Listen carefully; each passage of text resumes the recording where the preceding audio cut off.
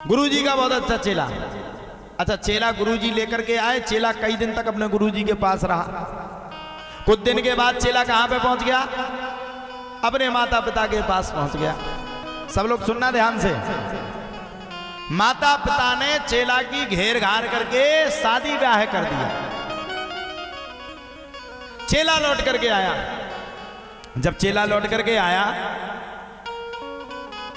तो माता पिता ने चेला का क्या किया? बोले चेला जैसे लौट करके आया गुरुजी के पास गया। गुरुजी के पास तो संत बन गया था और माता पिता के पास क्या सो ब्याह हो गया। और चेला कुछ दिन के बाद गुरुजी के पास पहुंचा। गुरुजी ने पूछा, भैया क्या हाल है? आजकल तो तुम यहाँ वहां खूब घूम रहे हो, चक्कर क्या है? चेला ने कहा, भगवान पूछो मत ही, अब चक्कर तो बहुत अनेक हैं, अब क्या क्या कह दें आपसे। और आप जैसे थोड़ी है, तुम संत बने घूम रहे हो, बस कोई काम ही नहीं है तुम्हें, कोई तुम्हारे ऊपर दायित्व तो नहीं है। गुरुजी ने पूछा, भैया तू कौन सा दायित्व ले रहा है? अरे बोले गुरुजी मैं ऐसा वैसा चेला नहीं हूं, अब मेरा ब्याह है गया। गुरुजी बोले तेरी शादी हो गई? बोले हाँ। अरे बोले भैया तुझे तो संत बनना था, काहे को ब्याह कर लिया? दुनिया के माया जाल में क्यों फंस गया? चेला कहता अब गुरुजी तुम्हें क्या पता, शादी का क्या सुख है, शादी का एक अपना सुख है। बोले क्यों? बोले शादी करके आओ तो धर्म पत्नी बढ़िया हाथ के बड़े सुंदर सुंदर पकवान खवाती है। शादी करके आओ तो पत्नी से कभी भी कह दो कि कुछ भी बना दे, आधी रात को बनाने के लिए तैयार हो जाता है। अच्छा, शादी और एक नाम है शादी का, दूसरा नाम है बर्बादी। आओ, जितने भी लड़का शादी होती सबरे खुश, सहरा महरा लगा करके खूब सजते भयंकर, आज मेरे यार की शादी। अच्छा, सबरे डीजे पे हंसते, जिते के बे डीजे पे नचत में जाकर बेटा हम तो फंसा ही गए। और काल अब तुम ब्याह हो जा, तुम में घरवाई के लट्ठ गलने, रुक जाओ गम खाओ। शादी और बर्बादी। अब जी ना कहना महाराज जी तुम में घर ले गया, हम तो सुरक्षित हैं, हम तो बता रहे हैं, हम तो सब चीज से सुनते, जिससे भी सुनो, जिसका भी पर्चा बना, बस एक ही चीज से समस्या पत्नी से परेशान लड़ती है। पत्नी कहेगी पति से परेशान लड़ता है, ये शादी ही बर्बादी है। और सुनो, पत्नी के भी दो रूप हैं, एक लक्ष्मी जो घर को बना दे और एक कुलक्ष्मी जो घर को मिटा दे। अब सुनो साहब, चेला ने कहा ये अपना आनंद है। गुरुजी बोले सुनो भैया, शादी मादी में कोई आनंद नहीं है, ये तो तुम्हारे मन का भ्रम है। इस शादी ब्याह के चक्कर में बिल्कुल मत पड़ो। और अगर शादी बिल्कुल सही है तो मैं तुम्हारे मन में, तुम्हारे कान में एक मंत्र देता हूं, जाओ जाकर के अपने घर में उस मंत्र को अजमा लो। अगर उस मंत्र में तुम्हारी पत्नी, तुम्हारा परिवार पास हो गया तो बिल्कुल परिवार के पास रहना। अच्छा, चेला की एक आदत थी, वो सांस बड़ी साध लेता था। श्वास साधने का उसको बहुत अच्छा एक्सपीरियंस था, अनुभव था। गया घर पे, पत्नी से बोला जाओ हमारे लिए बढ़िया सुंदर खीर बना कर खिलाओ। अच्छा, नौ ब्याह हो तो घरवाई ऐसे बात मानत, ऐसे लगा जैसे कि पूरे रूप यही में समाहित हो। 9 साल भर की भीतर की बात कर रहे, और जैसे ही साल भर करो उन्हें पतो पारो तुम्हारे भीतर को कि तुम में काका है, कितनी चक्की में आटा कैसो पिस रहो, नानो है कि खारो है कि ऊंचो है नेचो। जैसे ही घरवाई ने जो पतो पारो समझ लो उतना ही से गड़बड़। साल भर तो तुम 2 बजे रात के भी कह दो सुनती हो, हाँ बोलो मेरे लिए बढ़िया कलाकंद बना, हाँ बिल्कुल। और साल भर बाद उनसे कहो सुनती हो क्या है, हाँ फालतू का दिमाग खराब, रोटी दे दो, है 12 बज गए, खुद परस तो झड़क। साल भर बाद की स्थिति। साल भर तो पत्नी ऐसे लगा जैसे कि पूरी देवी यही में विराजमान हो, स्वयं पूरे रूप लेके जय प्रकट हो गए हो। साल भर बाद पहली साल में लक्ष्मी और दूसरी साल में कुलक्ष्मी और तीसरी साल में तो जालगत की जाए, या तो मर जाए या ऐसे भाग जाए, जय स्थिति। अब भैया क्या किया जाए? सभी देवी देवता तैयार, सबको ही तैयार, सबको छुओ। अब क्या किया भैया? वो लड़का लौट करके अपने घर पे आ गया। उसने अपनी पत्नी से कहा कि खीर बना दो। अच्छा, गांव में म्यार होती है, म्यार जानते हो आप लोग? कच्चे मकान में म्यार होती, मोटी सी एक लकड़ी डलती, वो म्यार कहलाती। लड़का ने क्या किया? उस म्यार में जाकर के विराजमान हो गया और उस म्यार में जाकर के बैठ करके लड़का ने उल्टा लटक गया, अपनी सांस को साध लिया।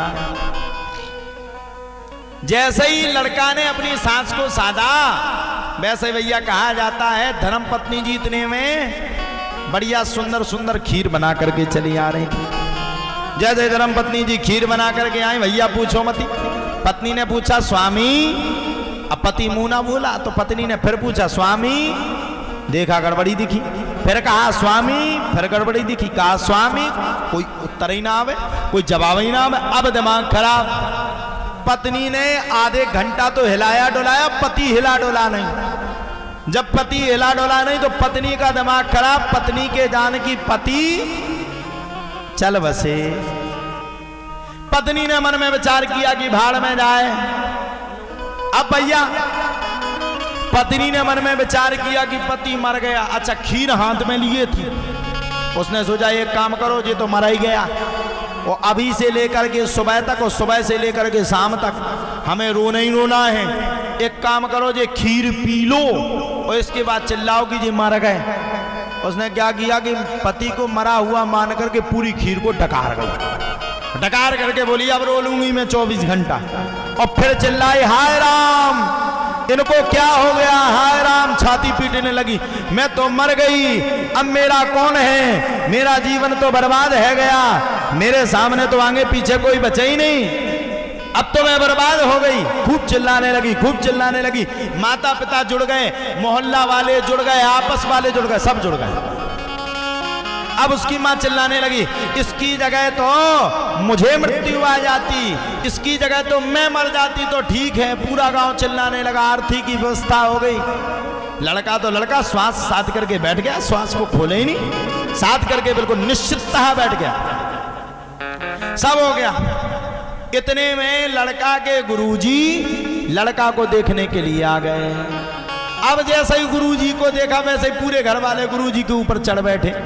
गुरुजी, हमारा लड़का मर गया, हम तो बर्बाद हो गए, हमारा तो लड़का चला गया, हम तो कहीं के नहीं बचे, हमारा तो सब कुछ बर्बाद है गया, अब हम क्या करेंगे गुरुजी, हम कुछ नहीं जानते, हमारे लड़का को जिंदा करो।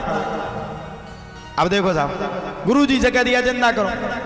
गुरुजी बोले कोई बात नहीं, तुम्हारे लड़का के जिंदा होने की बात है, मैं तुम्हारे लड़का को जिंदा करता हूं, बिल्कुल चिंता मत करो। एक काम करो, एक कांसे का वो लाओ कटोरा, जिसको कहते हैं बेला, और बोले उसमें गाय का दूध लाओ। मंगा लिया भैया बेला में दूध, और मंगा करके लड़के के ऊपर 7 बार फेर करके गुरुजी ने कहा जो इस लड़के के ऊपर फेरा हुआ दूध पी जाएगा वो मर जाएगा और लड़का जिंदा हो जाएगा। जैसे ही मरवे की सुनी सो सब घोड़े आ गए अपने अपनी तरफ।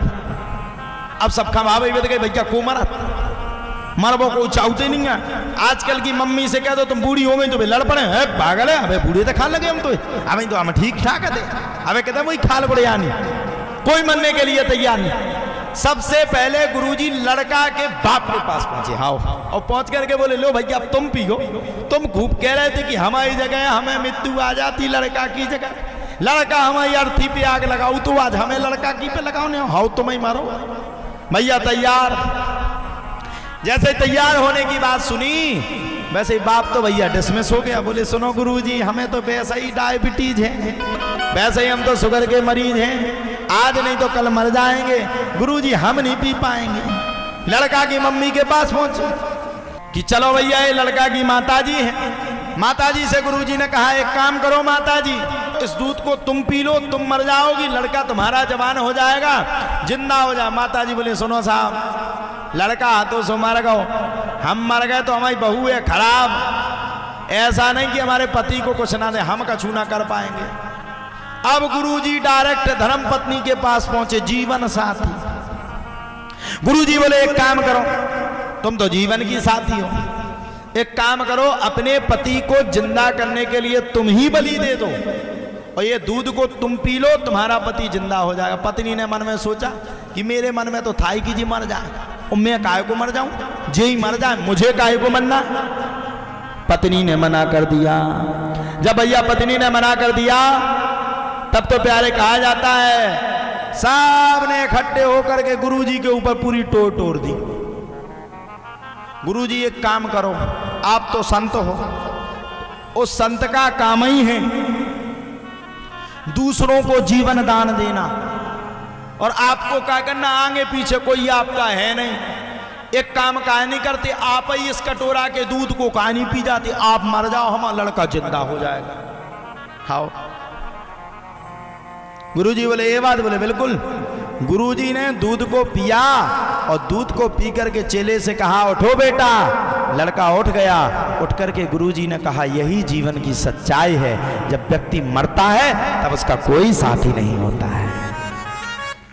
कौन साथी रहता है? बोले प्रभु के सिवा कहीं दिल ना लगाना, भगवान के अलावा कभी किसी से दिल ना लगाओ।